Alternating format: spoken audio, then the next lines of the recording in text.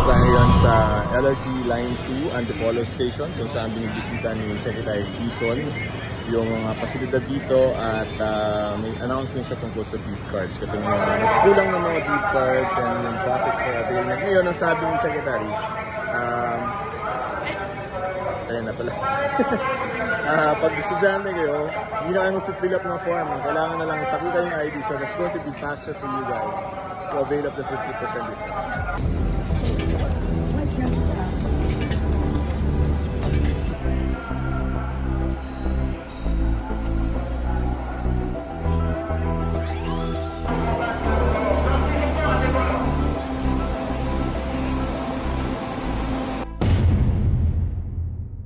So, ito yung example ng student discount na beep card. So, you just have to go to the station by September, register kayo doon, present your ID, at ito na yung magiging yung card ang pang estudyante kaya para automatic 50% kayo na discount.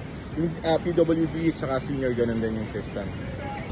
Papakita mo ang iyong ID at right then and there, ipiprint ang iyong student beep card in every station sa MRT 3, LRT1, and LRT2.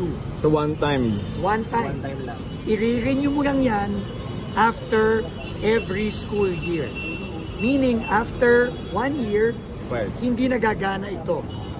Kailangan mong bumalik at kailangan mong ipakita ulit yung iyong valid student ID for the next year para makakuha ka ulit ng panibagong student beep card. Senior. Habang estudyante ka. Masaya. Senior.